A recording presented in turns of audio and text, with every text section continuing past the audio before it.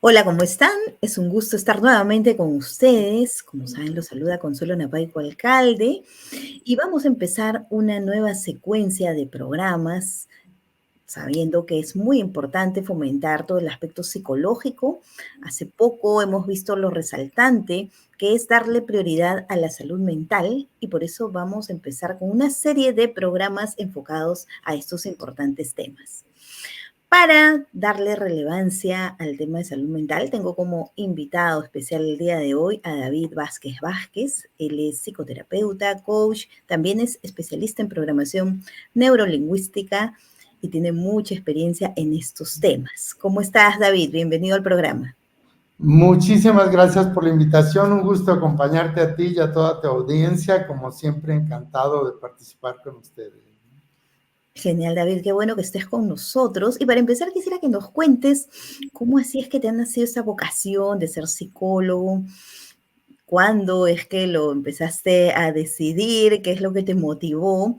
¿Y qué consideras que desde tu especialidad aportas al mundo? Claro que sí. Bueno, mira, mi profesión nació cuando yo estaba en la preparatoria. Realmente yo estaba en esa época de conocer diferentes materias, diferentes clases, y tuve un profesor que era psicólogo y que coordinaba un grupo de personas. Era una escuela privada que pertenecía a la iglesia, y entonces en esa escuela había un grupo de estudiantes seminaristas, y esta persona coordinaba a un grupo de 130 personas con una tranquilidad y una paz increíble. Se manejaba él, ¿no?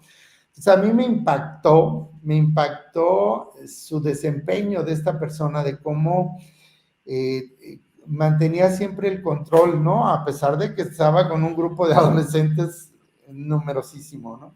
Ujú. Y eso llamó mucho mi atención, y yo dije, a mí me gustaría llegar a tener ese control y esa capacidad como de relacionarme con la gente, ¿no? Sin saber todavía mucho de lo que era esta maravillosa profesión, ¿no? Y fue así que empecé a investigar sobre escuelas, sobre dónde estudiar. Encontré una maravillosa escuela donde me formé, la Universidad ITESO de Guadalajara, acá en México. Y pues me apasionó todo el trabajo que se hace dentro de la psicología, todo lo que tiene que ver con el cuidado de nosotros y de los otros a través de la salud mental, ¿no? Ujú. Esa fue mis inicios, ¿no?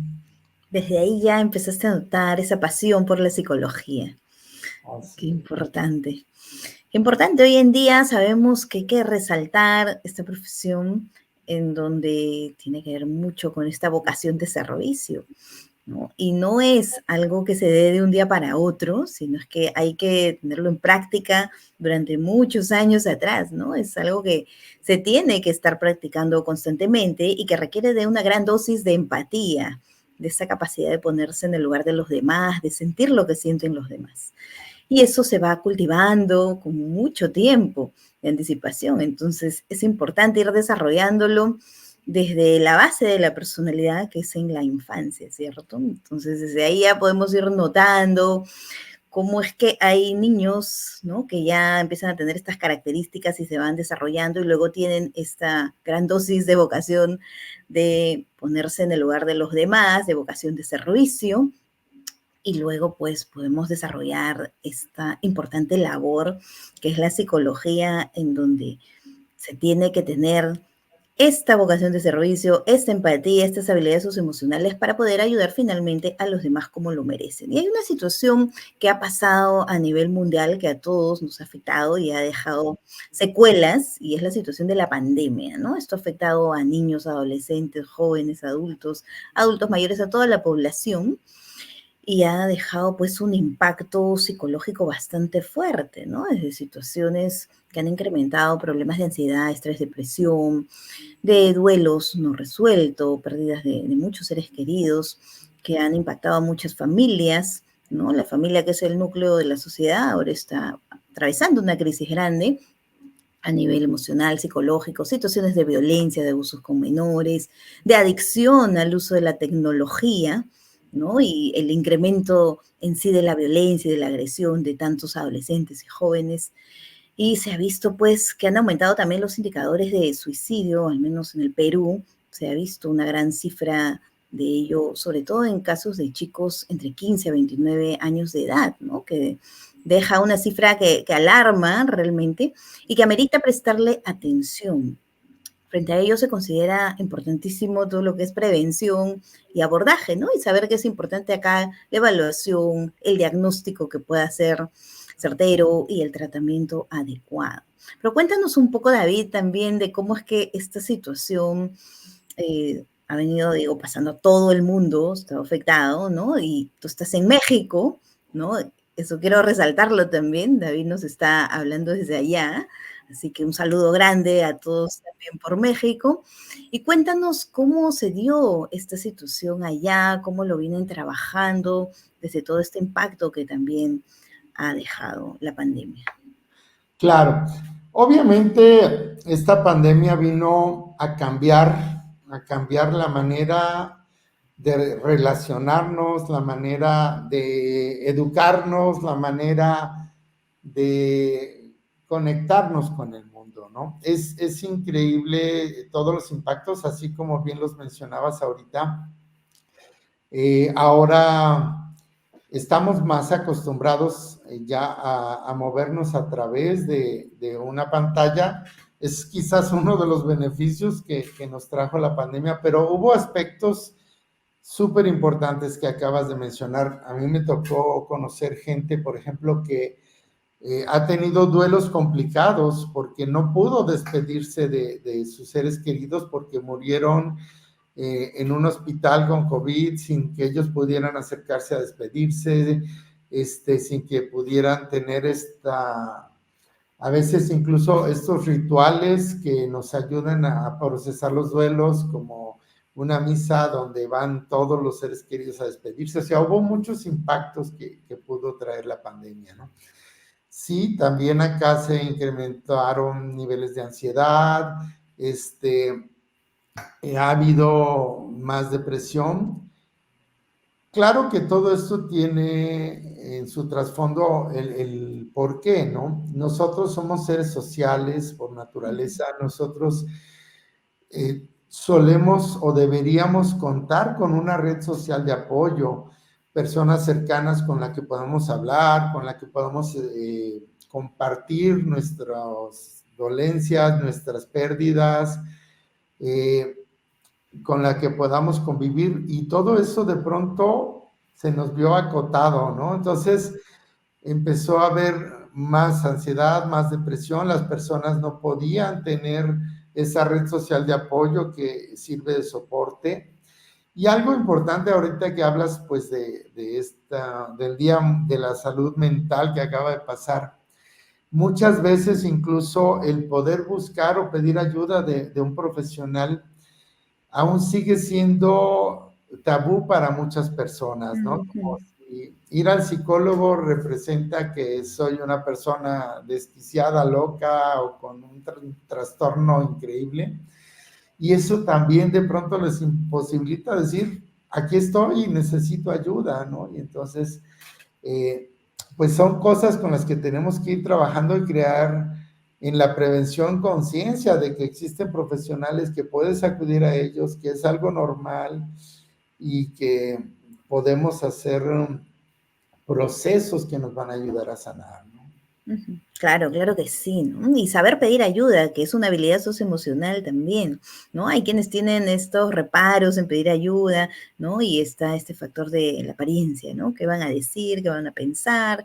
¿No? Que tal vez me van a ver muy frágil, muy débil, qué vergüenza, que, o sea, no conciben el hecho de pedir ayuda cuando realmente, ¿no? Es importante. El saber pedir ayuda es una habilidad socioemocional, ¿no? Y hay que saber pedir, ¿no? Porque si se necesita, realmente todos somos humanos y en algún momento vamos a tener esa necesidad, ¿no? Y la idea es ser más unidos, ¿no? El hecho de contar en algún momento con otra persona que sea, pues, de un soporte emocional y sobre todo los psicólogos que somos especialistas en estos temas y que tenemos las herramientas para poder ayudarlos, ¿no? En este sentido, es importante que dejen estos prejuicios de lado, ¿no? Que comentabas que antes de la pandemia se veían más, bajaron, ya con la pandemia se vio mayor necesidad de acudir a los psicólogos, pero todavía hay quienes tienen estos prejuicios que en realidad no les sirven de nada. Yo siempre digo, las personas que dicen que están perfectas, que no tienen nada, son los que más tienen estos problemas, que necesitan más ayuda y tienen que abrir los ojos, pues, para que se pueda lograr este cambio importante. ¿Qué mensaje les podrías decir a estas personas, David? Aquellos que dicen, no, no, yo no tengo nada, anda tú, porque no, hay muchos casos y se ve sobre todo en más hombres, ¿no? Siempre en las parejas son las mujeres las que acuden más a terapia o quieren más apoyo para los hijos, pero en los hombres como que siempre hay más resistencia al tema. Sí, fíjate que hay un aspecto ahí que yo creo que tiene que ver con la cultura, Ujú, eh, donde muchas veces se nos educa desde niños a decir, es que tienes que poder y tienes que hacerlo solo, ¿sí? Esto que tú mencionabas, ¿no? El ujú, pedir ayuda podría en la cultura manejarse o verse como una debilidad. Y realmente, pues no es una debilidad, ¿no? Pero sí nos lo hacen creer así. Y entonces, a veces es luchar contra este tipo de creencias, ¿no? Y pues tenemos que ir transformando también nuestra cultura y permitirle a nuestros hijos, a los estudiantes o a las personas a las que estemos educando, saber que está bien necesitar ayuda y está bien pedirla y que es algo normal, ¿no? Este, lo otro que también dijiste que es muy importante, ¿a quién le pido la ayuda, no? Tenemos que buscar la ayuda de alguien que esté formado, que sea un profesional. Eh, Obviamente, para eso existen los psicólogos o existimos los psicólogos, pero incluso en la psicología, ujú. pues hay especializaciones, ¿no? La Eso. licenciatura es una cosa, pero luego para ya ser psicoterapeuta tienes que buscar alguna maestría, alguna especialidad, algunos entrenamientos que te Ujú, permitan desarrollar nuevas técnicas. Y pues la profesión es bondadosísima en el sentido de que siempre podemos seguir aprendiendo y entonces puedes buscar la ayuda de un profesional y puedes revisar como sus credenciales, entender qué sí hace, qué no hace, qué tipo de ujú. terapias, etcétera. Eso que has dicho es muy importante, ¿sabes? Porque, claro, los psicólogos también tenemos especialidades, ¿no? No hay quienes manejamos todo, eso es completamente falso. Es como los médicos, ¿no? Que vas pues de pronto a un oculista porque tienes esa necesidad puntual, ¿no? O el médico que se especializa, ¿no? En tal vez el tema del riñón, ¿no? El estómago, o sea, hay especialidades, igual los psicólogos también, ¿no? E incluso también sería importante analizar el perfil de los psicólogos para cada área, porque hay psicólogos que tienen más facilidad para trabajar con niños y hay que tener ciertas características para eso, ¿no? El hecho de que tengan esa empatía con los niños, ¿no? Que jueguen mucho, porque los niños necesitan una gran dosis de creatividad, ¿no? El hecho de que sean lúdicos también, y que obviamente muestren eso en su rostro, pues tienen que saber sonreír, porque hay psicólogos que de pronto están en los colegios y se los ve todos serios, ¿no? Los niños pues más bien les tienen miedo y de qué manera van a generar empatía o confianza ahí, ¿no? Entonces eso también se tiene que analizar. Hay psicólogos que sí, pues encajan más en el área organizacional, ¿no? Los que están en el área social y se entiende, ¿no? Por el nombre de psicología social, tienen que ser más sociales también, ¿no? Porque es que pasa de todo, en donde se tiene que ver que también el psicólogo, la psicóloga, tiene que trabajar en sí, ¿no? Y amerita este cuidado, esta calidad de vida que también todos los psicólogos debemos de tener para poder tratar a los demás pues como debe ser, ¿no? Eso es un factor muy importante, porque a veces hay psicólogos que están todavía en la sesión y están mirando la hora, ¿no? Que ya va a terminar, o a qué hora termina, o que están con cansancio, aburridos, o todos serios, entonces eso no es, pues, no es la forma de poder tratar adecuadamente a un paciente. Entonces ahí también debería haber un mecanismo que regule todo eso, ¿no? Que se fiscalice a través de los colegios de psicólogos, ¿no? Evaluaciones previas antes de que terminen ya la profesión o a mitad de carrera. Por ejemplo, me acuerdo en mi época, ¿no? En la universidad, a mitad de carrera sí nos hacían una evaluación súper rigurosa de todo un año, ¿no? Entonces ahí se iban detectando perfiles, etcétera. Pero son cosas que se tienen que seguir trabajando. Y te pregunto, ¿cómo es que lo trabajan en México, David, para ir también aprendiendo modelos? Claro, mira, yo te diría como modelo, creo que en Estados Unidos Ujú, es un poquito más regulado y más profesionalizado. Yo tengo la fortuna de poder también, bueno, radicar allá y estoy formándome para trabajar allá, ¿no? Y creo que ahí tienen un concepto que es bien importante. Cuando tú estudias, obviamente para poder trabajar ya con personas, además de la licenciatura, que el equivalente a la licenciatura, tienes que hacer un posgrado, una maestría, y vas a cubrir por lo menos 2,000 horas bajo supervisión.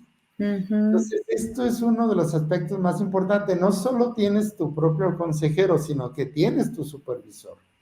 Entonces, esto es algo que te permite que a la par de que estás acompañando a tus pacientes, estos casos tú los estás presentando ya sea en grupo o en individual con un supervisor, que es obviamente un psicólogo más experimentado que tú, con ya mucha trayectoria, que te va acompañando en estos procesos, ¿no? Entonces, creo que es una fórmula muy buena. Obviamente la regulan el equivalente a lo que sería en Perú, en México, los colegios de organismos colegiados de psicólogos.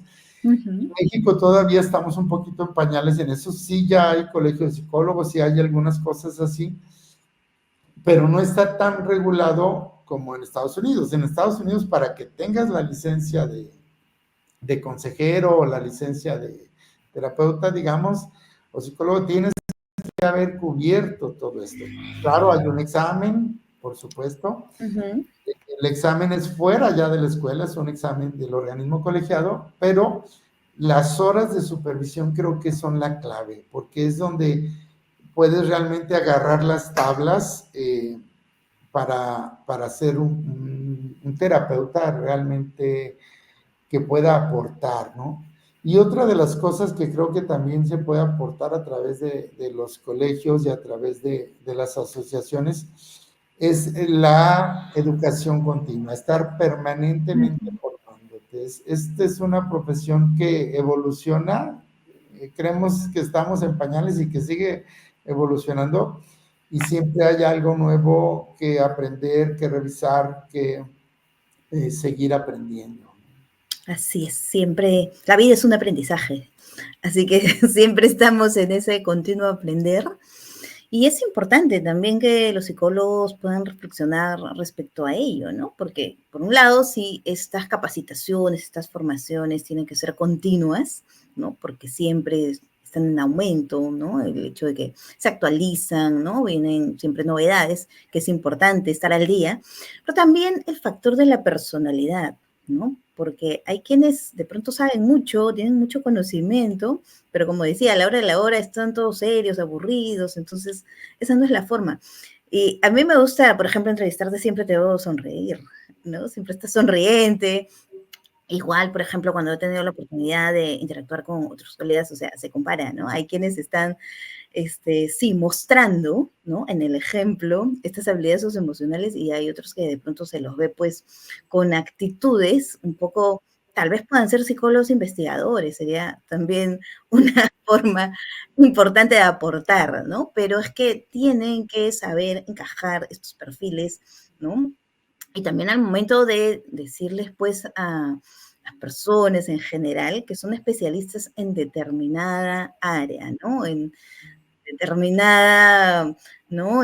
Tema de la psicología, ¿no? Incluso dentro de la clínica hay quienes de pronto se puedan especializar más en lo que es tal vez el tema del TDAH o el tema de TOC, o quienes están más enfocados en algún cuadro específico, ¿no? Y ya tienen formaciones y son especialistas en el tema, también es importante decirlo, porque eso va a ayudar finalmente a la persona a que tenga este tratamiento adecuado, ¿no? Y ver mucho el enfoque también de prevención, la evaluación que decía hace rato, ¿no? Para dar con este diagnóstico certero y que luego permita hacerse este tratamiento como debe ser, ¿no? Hay muchas personas que han pasado tantas situaciones que decía de la pandemia y que todavía no las tienen resueltas, y entonces amerita esta, esta labor responsable también de todos los psicólogos en general, ¿no?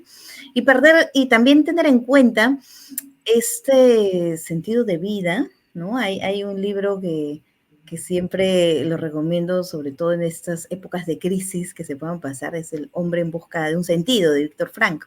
Así es.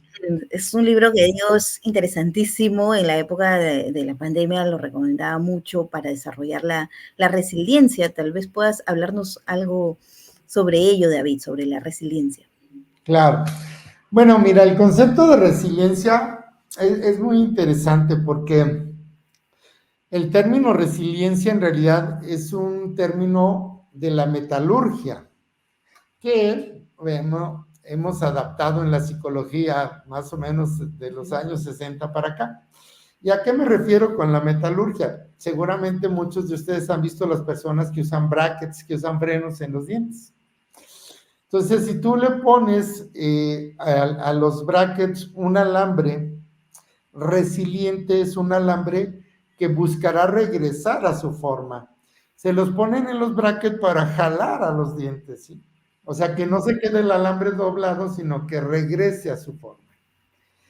Entonces, de esta manera podemos entender muy bien la resiliencia, es decir, aquella persona que a pesar de que es doblada por algún acontecimiento, por alguna situación de la vida, tiene la capacidad de regresar a su forma. Eso es ser resiliente, ¿no? Ser resiliente es que no importa cuántas adversidades tengas que enfrentar, qué suceda en el entorno que te haga de pronto doblarte, que tengas la capacidad de regresar a tu forma, ¿no? Entonces, cuando entendemos el término resiliencia, podemos decir, bueno, ¿qué tan resiliente soy? Claro que puedo estar pasando por una etapa difícil, claro que puedo estar viviendo el duelo de una persona significativa y qué tanto estoy pudiendo levantarme y continuar con la vida que quiero o debo o deseo llevar. Ujú. Y sí, Víctor Frank, él es el padre de la logoterapia. Para los que no han leído este libro que nos recomiendas, él es un sobreviviente a los campos de Ujú. concentración. Y entonces él escribe como aquellas personas que tienen un propósito, una meta en la vida, aquellos que tienen esperanza en el futuro, eran aquellos que podían sobrevivir a cualquier adversidad, aún imagínense las adversidades que se vivían en un campo de concentración, ¿no? Entonces, la importancia de eso que dices, de tener un propósito en la vida, el mínimo que sea, pero cuando tú tienes un propósito, eso hace que te muevas y hace que seas resiliente, hace que quieras seguir adelante. Exacto, eso es importante, ¿no? Esta capacidad de salir adelante a pesar de las dificultades. Y eso es justo lo que se vio muchas veces en la pandemia, ¿no? Como tantas personas han sufrido pérdidas y pérdidas de todo tipo, porque hablamos acá de pérdidas de seres queridos, de familiares que fallecieron, también pérdidas de trabajo, muchas personas que se quedaron sin trabajo, que los niños, los adolescentes tuvieron que cambiar de un colegio a otro o mudarse, ¿no? El hecho de ya no salir, ¿no? Esta privación a la libertad es una pérdida grande, ¿no? Y sobre todo acá los adolescentes que están en esta etapa tan importante de interactuar con otros chicos, ¿no? De tener sus primeras relaciones sentimentales, de explorar el mundo, como muchos lo hemos hecho en esta etapa, pues ellos se privaron de eso. Entonces, esa es una pérdida grande que dejó a muchos adolescentes con una frustración, ¿no? Y que, bueno, en muchos casos se vio pues estas secuelas de esta situación, ¿no? Entonces acá hay que trabajar mucho de estas habilidades socioemocionales, el enfoque de prevención, de poder ayudar a darles también este soporte emocional que es importante. Y bueno, también trabajar una cultura, digo, enfocada en la paz, ¿no? Una cultura en donde ya estos temas de agresión, de violencia, pues la gente, las personas en general tengan más conciencia de ello para limitarlo, ¿no? Muchas veces se ve, por ejemplo, también programas que de alguna manera promueven la violencia en horas inadecuadas, ¿no? Y que los niños, adolescentes, jóvenes ven estos programas. Ellos ahora están con toda la tecnología a su disposición, ¿no? Y a veces los padres no regulan el tiempo que ven estos programas, estos videos que muchas veces pueden ser agresivos y causarles daño, ¿no? Entonces, ¿qué se puede hacer frente a toda esta situación de esta sobreinformación que muchos niños, adolescentes reciben? A veces los padres están en el trabajo, no pueden ellos monitorear tanto de ello, y pues hay una gran afectación en este sentido, en esta población que es más vulnerable a esto. Claro, sí es complicado, sobre todo, como dices, cuando no tienen el tiempo, la oportunidad de paternar a sus hijos o de maternarlos, ¿no? Literal, ser padres y ser madres. Eso complica las cosas, ¿no? Yo cuando les hablo a los padres, yo les digo, tú tienes como padre 4 responsabilidades. La primera responsabilidad con tus hijos es darles seguridad. ¿Qué incluye la seguridad? Bueno, pues el hecho de que sepan que van a comer, que hay un techo, que bla, bla, bla, ¿no? La seguridad de su vida, de que van a sobrevivir, ¿no? Esa es como una primera responsabilidad. La segunda responsabilidad que tienes son los límites. Como padres tenemos que enseñarles hasta dónde sí, hasta dónde no, ¿sí? Respetar los límites. La tercera, los valores. ¿Cuáles son los valores que yo promuevo con mi familia, con mis hijos, con la gente a la que yo estoy educando, etcétera, ¿no? Entonces, ¿qué es lo que es bueno? ¿Qué es lo que es malo? Ahorita que hablas de violencia, bueno, pues a lo mejor el valor del dinero está más alto que el valor del respeto a la vida. Entonces puedo matar con tal de quitarle dinero a alguien, ¿no? Están alterados muchos valores. Entonces, como padres y como sociedad tenemos que aportarles los valores que son los adecuados, ¿no? Entonces, seguridad, límites, valores y contención. El cuarto es contención, que yo pueda acercarme con mi padre, que yo pueda acercarme con mi madre, que yo pueda desahogarme y decirle lo que estoy viviendo, ¿no? Y entonces muchas personas me dicen, bueno, pero ¿y el amor no lo promueves con tus hijos? Es que amor no lo vas a hacer como una de las obligaciones que tienes con tus Claro. hijos. Amas a tus hijos, pero esas son tus 4 responsabilidades. Y si no estás por tu trabajo, por lo que sea, si tú no estás cumpliendo estas 4 responsabilidades, la televisión, el celular, alguien más se va a encargar de darle esos valores, de enseñarle esos límites que van a ser muy distintos quizás a los que tú desearías, etcétera, etcétera. Entonces, como padres, luego a veces no nos hacemos cargo de estas 4 responsabilidades que son las que nos tocan, y ahí es donde empieza ahora sí que a crearse el conflicto y a permearse en la sociedad. Claro.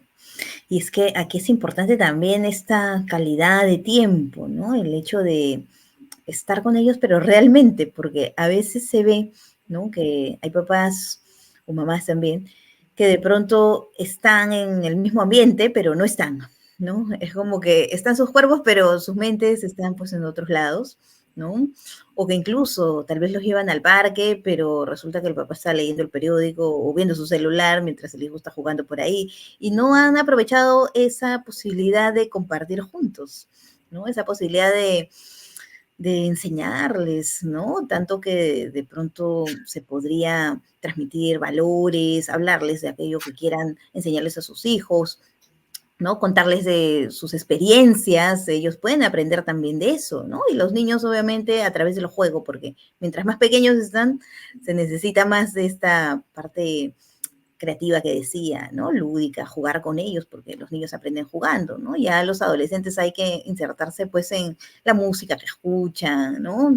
Las propias palabras o el lenguaje de adolescentes, pero sí ver la manera de propiciar esta comunicación asertiva, efectiva, este diálogo que genera finalmente confianza, para que después ellos tengan la apertura de contarles, ¿no? Qué es lo que les pasa de pronto, porque a veces dicen que no hay tiempo, pero es que hay que ver la forma de ingeniosamente utilizarlo, ¿sí? Entonces, importante, importante porque hay mucha violencia en la sociedad, ¿no? Mucha agresión y esto hay que ir disminuyéndolo, pero sobre todo fomentando esta conciencia de la comunicación asertiva, efectiva, de la empatía, estas habilidades socioemocionales. Es importante la labor que tenemos los psicólogos también en función de ello, ¿no? El hecho de que podamos también enseñar a que las personas puedan tener esta conciencia importante y que sepan pedir ayuda, que es lo que estábamos hablando antes. ¿Cómo, por ejemplo, les podrías decir, David, a ver, a estas personas que tienen estos prejuicios, ¿no? De ir al psicólogo, que dicen, no, ahí es porque ya la persona está loca, ¿no? Y no es así, ¿no? Es como ir al doctor, al médico, y hay otros países que lo ven de una manera muy natural, ¿no? Es como que todos tienen ya sus psicólogos de cabecera y es completamente normal y así debería de ser realmente, porque somos humanos. Incluso los psicólogos también en algún momento van a necesitar esa ayuda y es responsable que sepan también pedir ayuda y que lo asuman con responsabilidad, ¿no? Entonces, es justamente un indicador de que están sanos también emocionalmente y que sepan reconocer cuando es necesaria esa ayuda. ¿Qué podrías decir como mensaje ya final, David? Claro. Pues es un poco complicado porque nuestra responsabilidad como psicólogos es dar la ayuda a quien la solicita, ¿sí? Así es. Entonces, no podemos ir detrás de la gente a despertarlos, ¿no? Por ahí hay un cuento de Bucay donde dice que en una ocasión estaba un esclavo dormido a la orilla del camino y estaba soñando que era libre. Y entonces la persona que lo ve se acerca y lo despierta para decirle, es que no eres libre, tú eres un esclavo. Y entonces el esclavo se molesta y dice, es que ¿por qué no me dejas en mis sueños si yo era feliz siendo libre, ¿no? Entonces, ese es como el conflicto, ¿no? ¿Qué hacer? ¿Te despierto y te demuestro que eres un esclavo y que tienes que hacer algo para liberarte?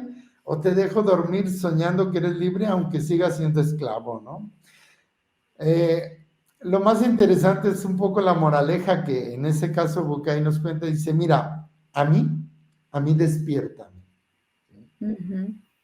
Entonces, es importante que cada quien asuma su propia responsabilidad, que cada quien descubra de qué es esclavo. A lo mejor eres esclavo de una adicción, a lo mejor eres esclavo de conductas violentas, a lo mejor eres esclavo del estrés, a lo mejor eres esclavo del trabajo, no lo sé.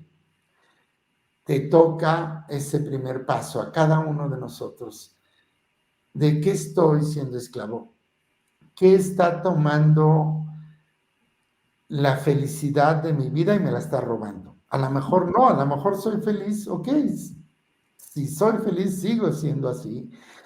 Pero si estoy soñando, entonces despierta, encuentra qué te ata y para eso estamos, ¿no? Para eso estamos los profesionales de la ayuda. Hay instituciones, hay lugares busca la ayuda, ¿no? Eso es importante, saber pedir ayuda, ¿no? Es una habilidad socioemocional, así que hay que tener ese enfoque positivo, ¿no? Y transmitir también esas emociones positivas es importante desde los especialistas en psicología. Muchísimas gracias, David, por tu gran aporte en el programa. Ya seguiremos con más entrevistas más adelante. Siempre es grato entrevistarte. Un abrazo grande hasta México. Gracias, un abrazo, cuídate. Chao, David, éxitos. Saludos a todos, hasta luego. Gracias, David, y gracias a todos quienes han visto el programa. Seguimos en esta secuencia importante, dándole prioridad a la psicología y la salud mental. Un abrazo muy grande para todos.